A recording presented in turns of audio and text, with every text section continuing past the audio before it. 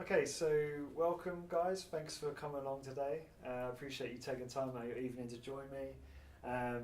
So, do encourage you if you can to take notes. For I am going to talk about a few books and a few. There might be some things you might want to write down. If not, just come to me later and I can tell you where to find those things. Um, but I know this sounds like a really unbelievable headline, and obviously some of us have spoken before I got started about that, and it is highly controversial. So I need you to kind of postpone any preconceived notions you've got about health and fitness just for the next kind of half hour, 45 minutes, um, in order to digest some of this. So next slide. Oh, that works. That's good. So my goal for today is basically to give you the information and practical steps to get you in the best shape of your life and keep you there. So to start you off well in 2018 in terms of getting you in great shape, but then trying to give you the strategies and tactics to keep you in that shape and constantly improve going forward. At least that's my goal. So that is me. Almost 10 years ago, that's a picture of me in Kavos on a lad's holiday. That was kind of just after university. As you can see there, I've wrote Snakebite Guzzler turned health and fitness fanatic. I'm not sure how familiar you guys are with Snakebite. It's more of a drink in the UK that people drink at university. But basically, it's like beer, Ribena, and cider all mixed together. And it tastes great, if it doesn't sound like it does. It's cheap, but it gives you the worst hangover ever. But basically, I subsided off that during most of university. And wasn't very healthy, as you can see. I wasn't exactly in the best shape in that picture there. And then after university, I started getting really into health and fitness and became a little bit of a health and fitness fanatic. And I started going to the gym all the time. I was working out, doing strength training like 3 times a week. I was doing boxercise, basketball, swimming, just tons of stuff. And I was eating whatever. I didn't think diet really mattered. I thought I could just outwork a bad diet and just exercise my way out of it, which can work to an extent when you're in your youth because of your hormones and muscle mass and things like that. But obviously that changes as we get a bit older. And that health and fitness kind of obsession continued into my kind of early 20s. And I went to work for a boutique headhunting firm. Headhunting is just a fancy word for recruitment. And I worked for this entrepreneur called David Pike, who is at the time he was in his kind of early to mid 70s. And this guy was like the fittest old man I've ever seen in my life. He was very vibrant, very full of energy, had one of those kind of faces, just looked healthy, and he was lean, muscular. And one day we're having one of these like pre-sales pep talks, before we kind of start cold calling companies and that kind of thing. And I think we were like reading Tony Robbins or something like that to get everyone motivated. And then after that, he just literally lifts his entire body out of his chair on his hands. This guy's like 74 years old, and last time I heard, I think now he's probably around 80. He's still doing tons of stuff. And he just lifted his entire body weight out of his chair and just kind of threw himself up onto his feet. And I was like, come on, David, like, what's your secret? Like, you're 74 years old. I don't know any people at your age who can do what you do and look like you do.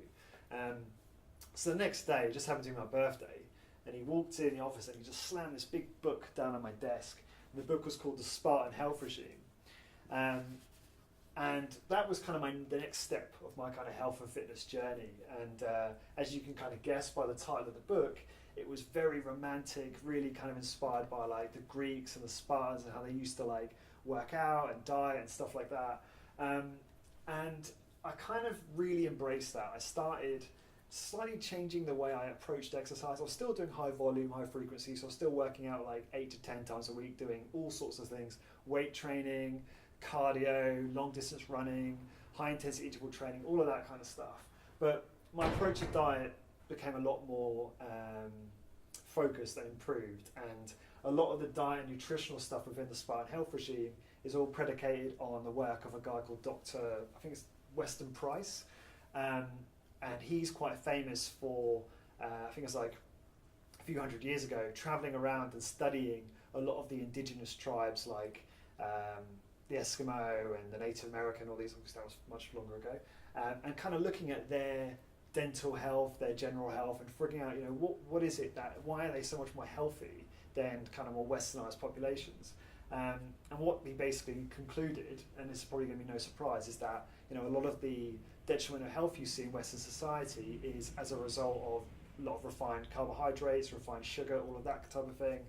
And a lot of these other populations weren't exposed to as much of that, so they were eating much more natural, whole food, unprocessed food, and they had better health as a result of that. And so that was really interesting to me, and I kind of completely radically changed my diet, and I was eating like tons of fruit and more animal protein and vegetables, but it was very much based on fruit. And so even though I'd improved my diet and I was kind of moving away from eating refined foods, I was really hungry all the time, because fruit, as healthy as it can be as part of a diet, it's not incredibly satiating, and it's not very high in protein. And I can elaborate on that a bit later on, but even though this was discovering and getting this book was definitely a step in the right direction, I still was working out a lot, and I still had this diet that didn't really satisfy me. It left me hungry a lot of the time, and so it wasn't really sustainable. And just after that, I'd ended up getting a job in London working as a salesperson at a tech firm, and I was just still obsessed with training. So I was exercising 8 to 10 times a week. I was always fatigued. The diet didn't really help me recover, and I felt very hungry between meals. So I didn't really have any time for anything else. I had no time for relationships, no time for businesses. I always wanted to be an entrepreneur and create like a business on the side, and I just had no time for any of that stuff. Relationships suffered. My romantic life wasn't very good either, and so I was just pretty miserable ultimately. So, needless to say, it couldn't continue. And then everything kind of changed one day. So I had the epiphany that changed it all, and that was every now and again you read a book or you watch a YouTube video, 99.9% of the time it's a complete waste of time and you could probably be doing something better and more useful. But every now and again you find that video or book that really does have a huge impact on your life. And for me, that was a video by a doctor called Dr. Doug McGuff. And it was a presentation on exercise and a little bit about diet. And I had never seen exercise articulated in the way he talked about it, and it completely changed the way I looked at it. We're all taught to think that exercise is a positive thing, that you do it, and you do it as much of it as you can, because surely the more you do, the more healthy you're going to be. But the way he described exercise is it's a negative stress to the body. It's a stress that the body has to deal with, and then the body has to adapt from that stress and then improve. And if you do too much of it, and especially if you're doing intense exercise, doing too much of that, you're not going to be able to adapt and improve between workouts. So by necessity, you have to pass out workouts. You have to be cognizant of your need to recover from training. And that includes things like, if you're training but you've got a lot of other stresses in your life, it's just stacking stress upon stress, and then that can have a negative effect on your ability to recover from training. So that's important. So I watched that video, was absolutely blown away. I ended up going out and buying his book, which is called Body by Science, which is hands down, in my opinion, the best book on exercise there is. And definitely encourage you guys to check that out and buy a copy and read that for yourself if you do nothing else. And here's the thing that you're probably not going to believe, which was kind of what the title of the presentation alluded to, which is that I went from training, and I'm not joking here, it's not exaggerating, I'm not lying, I went from training 8 to 10 times a week, doing sprints, long distance running, strength training, to training once a week for 15 minutes, and that's it. So that was, and what that looks like is that's just a strength training routine with some basic compound movements that I'll elaborate on in a bit, but it just freed up all my time. So all of a sudden I was feeling better because I wasn't overtrained. I was training in a far more efficacious way that enabled me to get better results. So I actually looked better, I had more muscle, and I was still lean and felt healthier and had more energy and more time. And as a result of that, my career went really well. I ended up progressing, moving on to another firm and having a pretty successful career in IT tech sales. I closed multiple £1 million contracts or multi-million-pound contracts. I managed to start my side business, which is called Corporate Warrior, which is a podcast and blog all about health business and time optimization. So I managed to turn that into a business, which is now my full-time job. And my romantic life improved. Who met my partner, who I'm with now, and moved to Ireland with, and my just overall relationships improved. So by being smarter with exercise and being a little bit more intelligent about it, I freed up time to be able to focus on the things that are really important. Because before that, I was training, as I said, 8 to 10 times a week and just getting nothing else done. And what I think this links into is the amount of confusion in exercise and nutrition at the moment. The industry is really confusing, right? There's a very well-known kind of saying in health and fitness, which is that we complicate a profit. So every year you've got new fad diets, new products and services, new exercise routines that are all complex, and everyone's got this kind of paradox of choice going on where they're like, what do I buy? What's going to be the most effective way to get me the results? And so we're bombarded by all these options, and it's really confusing. And I think that's one of the biggest issues, is we just don't know where to start. And I think that's partly responsible for the health crisis we have right now. We have a massive obesity epidemic globally. I mean, it's ridiculous. The numbers in America, obviously, most of us know here, I think is above 50-60% obesity. UK is probably not too far behind, and the rest of the world is catching up. And I think a lot of that is down to poor education. I think it's just the fact that people don't understand how simple it really is to get into good shape, because it really isn't complicated at all. And I'm hoping that what I can give you in this presentation is the knowledge to go away and just dramatically change the way you look, or improve the way you look at exercise and nutrition. So, what is high intensity training? So this is the exercise mode that Doug talked about on that video I mentioned earlier. Now he talks about in his book, Body by Science. So this is Doug. He's there, I think he's 55. He's in excellent shape. And he works out once a week. His workouts take 8 minutes a week, right? And he does, I think here he's demonstrating a seated row, which is a resistance machine where he's rowing into his front like that. And he'll do one set to failure. So he'll reach muscular failure, and then he'll move on to the next machine. And he'll do 5 exercises. High intensity training is really, really trending right now. So when I say to people, they say, oh, what exercise do you do? I say, oh, I do high intensity training. They'll say to me, oh yeah, I do that.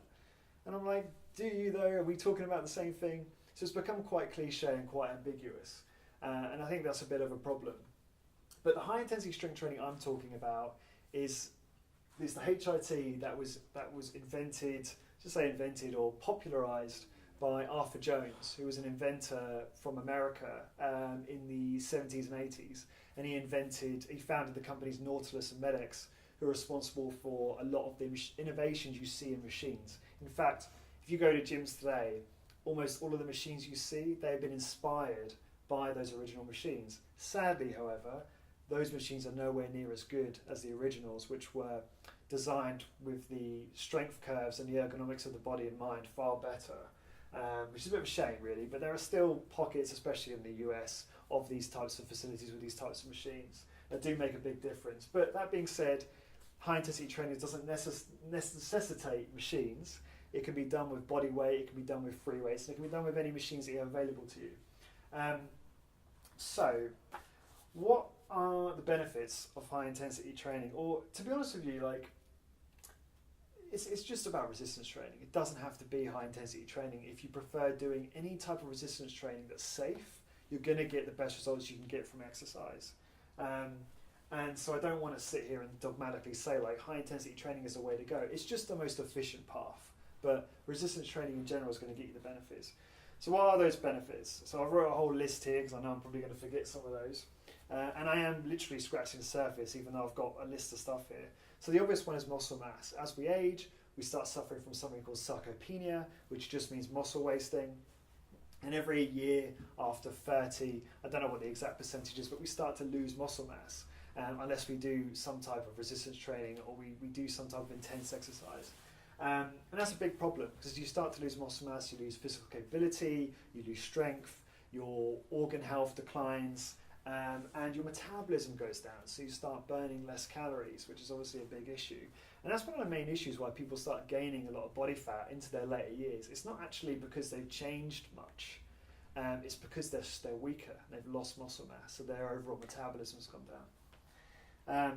And with that, with the loss of muscle mass, you lose bone mineral density. Your bones become more brittle. And something you probably hear quite a lot is, certainly in the elderly, is what often happens is they will fall due to lack of strength and lack of balance, and they'll fall on their hip, break their hip, and then suddenly they're immobilized and they're unable to move. And then the metabolism goes down, and then things like heart disease and strokes happen. So that's one of the kind of precursors to why that happens. Obviously, strength is important. Without strength, without physical capability, you can't do anything. So you can't move. And right now, all of us here are pretty fit and healthy and look like we're quite physically able. But that's not the case when people age. And it's kind of accepted, like, oh, surely as you get older, you lose physical capability. But I know plenty of people in this space who are in their 60s, 70s, 80s who are as physically capable as I am. And there's no reason why age should stop you from being physically capable and retaining that strength. It improves your gastrointestinal time, so food will pass through your digestive system and your intestines and colon faster, which decreases risk of cancer. It improves your insulin sensitivity, which is just another fancy way of saying your muscle cells absorbing sugar and glucose from your bloodstream and then using that as energy. One of the biggest issues we have at the moment is insulin resistance, which is where people's aren't insulin sensitive and they can't draw glucose from the bloodstream fast enough, and that can cause toxicity and then lead to things like strokes and heart disease and so on. There's a cardiovascular conditioning benefit to resistance training. People separate cardio from weight training. It's the same thing. The body doesn't know the difference between cycling up a hill or pushing a leg press with a lot of weight on it. All it knows is that you're doing mechanical work with muscle. The heart and lungs exist to serve the muscles of the body, and if you're doing an intense workout, you're getting a cardiovascular stimulus. It's quite controversial for me to say that, but that's the truth, that's the fact. Doesn't mean that you can't do cardio alongside, you can.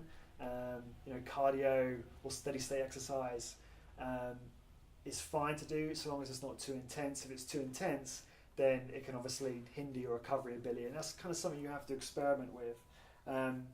But yeah, just rest assured, if you're doing high intensity training or an intense resistance training workout, you're going to get a cardiovascular stimulus. It will alleviate lower back pain and potentially eliminate lower back pain. A lot of the pain that people have and a lot of the injuries they have from lower back is actually often the result of a weakening in the musculature of the lumbar extensors. And if you can do direct lower back work, but even if you do, for instance, a chin-up or a lat pull-down where you're pulling the bar down towards you, you're going to be stimulating those lower back muscles, and it will build up the strength and endurance of your lower back. And that's what often happens when people are moving around, lifting things, and then one day they just bend down to pick up a t-shirt and suddenly their back goes. It's not because of... It's a chronic thing. It's because it's not that... It's like the straw that broke the camel's back. It's a bit of a bad pun, but like it's fatigued by all that previous work, and then suddenly they bend over, pick up the t-shirt, and then it's gone. And by doing strength training, you're going to increase the endurance of that muscle, and you'll alleviate any back pain you have, or should alleviate. Obviously, it's a very complex thing, and I'm no physiotherapist, and I will defer to those people for special cases. And the last couple of things I'll say is it improves mental health and alleviates depression, because it's exercise, and that's what exercise is shown to do. And one of the most amazing discoveries that I've made in the last few years is its ability to help with anti-aging. Now, if you're ever looking for like the fountain of youth or the most effective way for anti-aging, then this is really the most, if you're a nerd like me, the kind of most exciting discovery in exercise in the last few years. There was a study that looked at a number of senior people kind of around, I think it was the mean age was like 68, and what they did is they were untrained and they put them through a resistance training workout, and what they found is that the strength training reversed the expression in 179 genes to a youthful expression, to that of people in their mid-20s, So people invest so much money in skincare and surgery and other things to help with anti-aging. Strength training is the most the most efficacious intervention for anti-aging there is. You know, if you lift weights, you will look younger. Like, look at this guy, you know, and I'll show you his wife in a minute, who's just unbelievable. And like, there's people in their 60s and 70s and 80s that just look like they're 20, 30 years younger. And they're not killing themselves. They're not lifting weights 4 or 5 times a week. They're just doing intelligent strength training once or twice a week in a lot of cases. So it's really exciting. And I feel so passionate about being a messenger of this, because I didn't come up with any of this stuff. This is just someone else's work that I've kind of piggybacked off, and I just want to spread the word. And the last thing I will say, because I'm boring you now of all the benefits of strength training, is this is kind of cool, is that if you do strength training, you have a 23% decrease in all-cause mortality. So that just means you basically are going to die. Your risk of dying from anything is 23% less if you do strength training, which is pretty cool. Okay, so how do you do it? Because I'm sure you're all really interested to know how you actually put this into practice. So I really do encourage you to buy Body by Science. I don't earn anything. I'm not affiliated with Doug in any way. Hopefully I've helped him sell a lot of books, but I just think it's a wonderful book and a great start to this modality of exercise. Go on YouTube and just search Body by Science, high intensity training, Big 5 routine. You know, I can obviously give you this information at the end of this presentation, and for those watching on video, I can put this in a blog post for you, which I'll put in the show notes. But yeah, I mean, it's really, in its simplest form, high intensity strength training is really, really basic. It's, you know, the Big 5 routine, which is a good routine to start with, is a pull down exercise. So a lot of you will be familiar with a lat pull down, a chest press, a seated row, an overhead press, and a leg press. And that is going to address the entire musculature of the body and reap all of the benefits that I talked about just now. And generally it's done with a single set to failure. You don't have to be super, I've got to do a single set to failure. You could do multiple sets, it really doesn't matter. The importance is that you're working with enough intensity and effort so that you're getting to a requisite level of fatigue to stimulate the benefits we're talking about. That's the goal.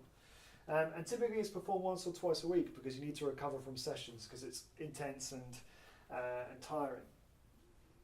And I'll do a little Q&A at the end if you've got any more questions on the specific like exercises and stuff. So now I'm going to play you, I'm going to have to, can I? Okay, I can't do that. I'm going to play you this video so you can get an idea of the benefits of this type of training. So I know I'm out of shot now. So this is Wendy McGuff. She's Doug's wife, and she's 50, late 50s, and that's her doing chin-ups. So I think that's pretty cool. You don't see that very often, do you? Right, so that's kind of the training aspect covered. I hope that gives you kind of a good idea of what high intensity training is and the type of resistance training that I do and I advocate. Although, as I said, it's not super important that you do high intensity training. It's just resistance training. Just understanding that is probably the most effective exercise that one can do is the key message I'm trying to communicate. So I'd be remiss if I didn't cover diet for a small portion of this. As we all enter the new year, you know, a lot of us have health and fitness goals. A lot of us, including myself, ate too much over Christmas, so we're keen to shed a bit of body fat as well. So this is I love this diagram, this heuristic, because I think it's really simple but really well designed. And this is by a guy called Dr. Ted Naiman, who I had on my podcast. I should also say I had Wendy and Doug, both of them been on my show as well. But basically, I think this is pretty much how I eat and how I think most people who are successful with diets eat generally. And it basically works like this. You've got down the far right, you've got nutrient-dense food. That's generally high in protein for the most part. So fish, meat, eggs, fowl, and then vegetables. And the reason why we want to focus on those foods and make that the kind of base of our pyramid is because it's the most satiating. And it's the most satiating because it's the most nutritious. And it stops you from overeating. If you eat a lot of protein, a lot of nutrient-dense food, you're not so likely to fall off the wagon and eat crap. It's the food down the other end, which has less nutrient density and it's high energy, that doesn't fill you up and makes you want to devour more and more of it. So it's the obvious stuff. It's the vegetable oils, the refined carbohydrates, the sugar cakes. And in the middle, you've got like cheese, potato, butter, and that's fine in moderation, but it shouldn't be the staple, in my opinion. I mean, at the end of the day, it does come down to calorie balance. I'm a believer of that. I used to be a big high-fat, low-carb advocate, and you've got like the diet wars. You've got like the people who are all about calories, and you've got like people who are about ketogenic diet, which is high-fat, and then you've got the, I don't know, probably other groups, cults around. And I just think this is a really simple way of looking at it. You know, if you make 80% of your diet the stuff on the far right, you're going to do really well, you know. And if you make, if you have the other stuff occasionally, that's fine, but it shouldn't form the basis of your diet. And you know, the reason why we've got this insulin resistance and obesity epidemic, and obviously talked about what insulin resistance is just now, is because people are eating far too much of this stuff because it's highly available, it's cheap, and it tastes really good. It's really palatable and rewarding, and that's one of the problems. So I'm going to give you a few tips. Where's the next slide? Okay, I haven't got there yet. So I'm going to give you a couple tips regarding diet that I've found to be really effective for fat loss and just optimizing your appearance and health. Target protein. So protein is really important because it's very satiating. It helps you retain and build muscle mass. So if you can make protein your key component of your diet, and ideally, obviously it depends on your kind of like if you're a carnivore, great. If you're vegetarian, you probably have to get it through things like eggs and whey proteins. But ideally, you want to get your protein from nutrient-dense sources, high-quality animal protein. Obviously, high-quality grass-fed red meat, which is quite widely available here, is probably one of the best options to go for. So if you can make that the primary target of your meals, you know, fish, meat, eggs, fowl, you're going to feel far more satiated from meal to meal, and you're going to be a lot healthier as well. And that will help you minimize the consumption of some of this stuff. A big one in diet and in fat loss in general is preservation of willpower. If you work or live in an environment where you're surrounded by junk food, you're going to eat it. You know, if any of you are familiar with decision fatigue, it's basically the concept where you only have a finite amount of willpower, decision-making willpower every day. And this is kind of made popular recently with the likes of Mark Zuckerberg wearing the same, who's the founder of Facebook, and for those that don't know, wearing the same outfit every day to work. So he doesn't waste his willpower on trivial decisions, so that all his willpower is directed to the strategic, high-impact decisions within his business. Steve Jobs is famous for doing this as well. And the same thing applies to diet. So if you go through your whole day, you go through the stresses of life, and you have a stressful day at work, and then you come home and you're stressed, and you've got cake and things like that in the cupboards, your ability to abstain from that is really, really bad. And there's very, very few people in this world who can, because we're not wired that way. We're wired for a time where we found food or animals or what have you, and we ate it because we didn't know we were going to get it again, right? These days, rewarding palliative food is ubiquitous, it's everywhere, and it's cheap, and it's really accessible. And that's the problem. So one of the best things you can do is clean your house out of any crap, which is hard if you have a family. I don't, so I can't speak for that. I live with my partner, we're both very health conscious, so we both made a conscious decision to just never ever have any junk food in the house. And if we do, it's very strategic and it's deliberate. Like if we're having a cheat day, we might have a takeaway, and then we'll eat the takeaway, and then we just bin it, it's gone, and then there's no junk in the house. Or we go out so that you don't bring it back into the home. And obviously this is also important in your workplace, which is even harder because I know in a way that's kind of out of your control, but if you can try and keep your environment as free of junk as possible, that's a really, really strong and sort of powerful step you can take. It seems to work well for me and for people I know. And then also, I think it is important to have, there's a well-known saying in diet, which is that the good diet is better than the perfect diet, because the perfect diet is almost impossible to sustain long term. yes, okay, you can live like a monk and never eat junk food ever, but you know, I know very few people that can actually do that. So I do endorse things like cheat days and cheat meals, but you just have to be strategic about it. You know, if we're going to eat really badly, if you're going to eat stuff down the left-hand side, you just want to allocate your Saturday to doing that and be mindful about it, and then be like, right, Sunday onwards, I'm not going to eat any bad things. But the good is better than the perfect if the good can be sustained over the long term. That's the kind of message I'm trying to share. So those are things that have worked really well for me, and I coach people as well in fat loss and achieving their fitness goals. So these are things that I've observed that have worked really well, which are kind of, I think, simple to think about. You know, high protein, ideally high quality sources, nutrient dense food, fish, meat, eggs, vegetables, fowl. You know, as you can see, it is a spectrum. So it's you know, potatoes, cheese, butter, they're fine in moderation. Rice is fine. It's just as you go further that way, it starts becoming less useful to you, and harder to kind of keep calories in check day to day. Right, almost finished. So there's a couple of environmental things I just wanted to cover off before I ended the presentation, which I think are important. And we all know sleep's important. We all know sleep's incredibly restorative and helps to recover and repair day to day. And it's really important for mobilizing fat as well, and just for getting the best results in terms of your appearance and health. And I really think it's important to protect sleep. So a couple tips. I would start, if you don't already, start dimming the lights down in your house from like 7 p.m. onwards. Because we're so addicted to screens, computers, phones, lights in the bedroom, stuff like that. Get it out of the bedroom, make that place sacred.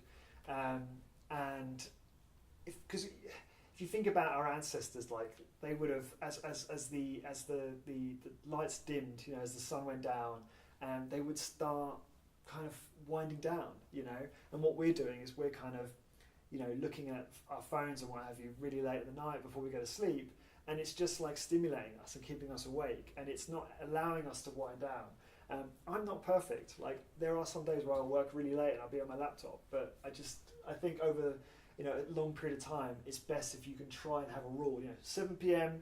no more screens. That's it. I'm going to read a book, or I'm going to, you know, have sex or whatever. Like just something that's not involving you looking at a screen. So that's kind of for circadian rhythm and optimizing that basically. Another thing is making your bedroom as pitch dark as possible. So again, trying to kind of replicate that. You're sleeping out in a cave or whatever our ancestors used to do, where they wouldn't have artificial lights. So you know, that could be, you could get blackout blinds, which work really well to stop, like, you know, street lights coming in. Try and keep anything that emits a light, like an alarm clock or something like that. One of these alarm clocks that has like an LED. Try and switch that off. Just try and remove any artificial light from the room.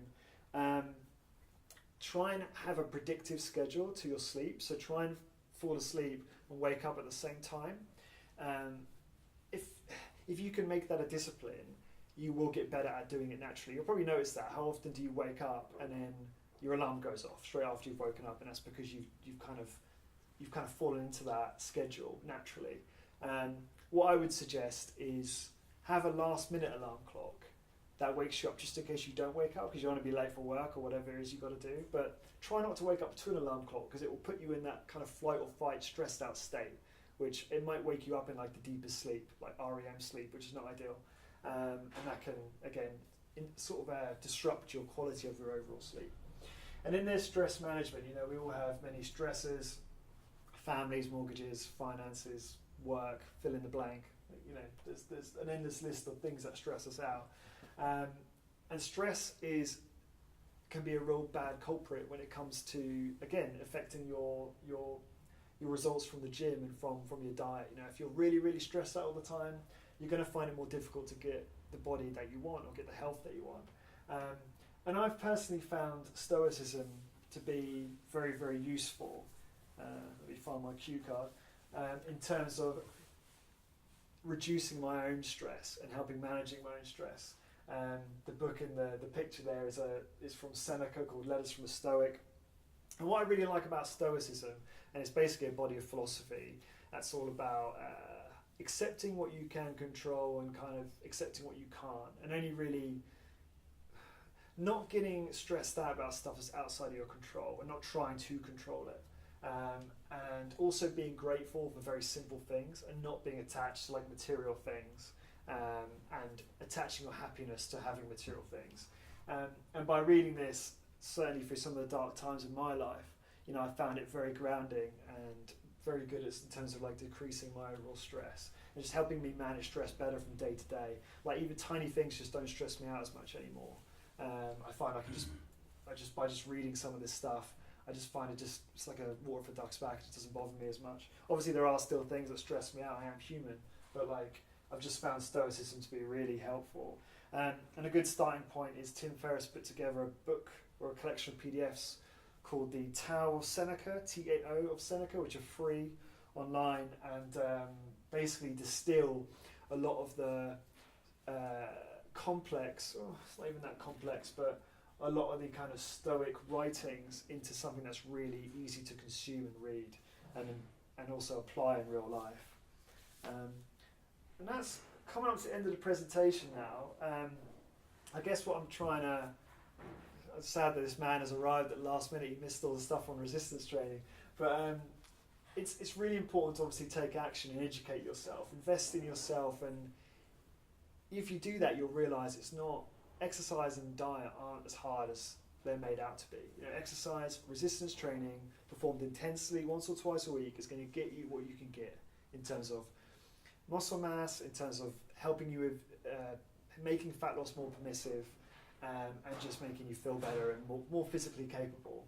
And diet doesn't need to be boring. You know, I eat steaks practically every day, and that might be quite controversial because people have their own views around saturated fat and cholesterol and stuff like that.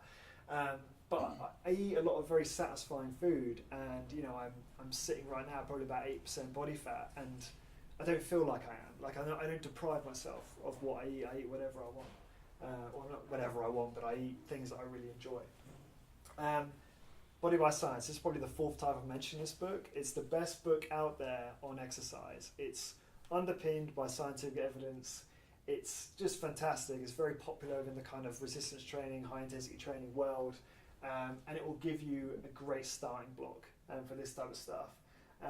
And you know, I just think that a lot of us, like, education seems to end at like school and college when it shouldn't. Education should be a lifelong thing. It doesn't mean you have to be a nerd like me and like get obsessed about, you know, the scientific literature in exercise and nutrition, but that you should invest. I think, you know, health is so important. Without it, we don't have very much. You know, if you're not physically capable, you don't really have, I don't think, a great deal to look forward to day to day. And so just by investing yourself a little bit, buying Body by Science, is coming along today, watching this video, you know, you are going to be improving your understanding of what it takes to be fit and healthy and eat well, and how to apply that into your own life. And that is it. So that's my really awful logo. And if you're interested in learning more about the podcast I mentioned, so I've got about, you know, over 100 episodes with some of the best health and fitness minds on the planet. Go to corporatewarrior.org, and I also provide one-to-one coaching. So if people are interested in fat loss or muscle gain or just improving their overall appearance, then I basically do Skype consults or face-to-face consults depending on location. I can do tailored diet and training plans and help you with accountability and stuff like that. So if you're interested in that, there's business cards at the back, or you can email me lneal2 lneal2@gmail.com. Really trying to be cognizant of people here and the video as well. I'm going to end that, I don't know. And that's basically the end of my presentation. So thanks very much for listening. I appreciate it. Thanks for coming.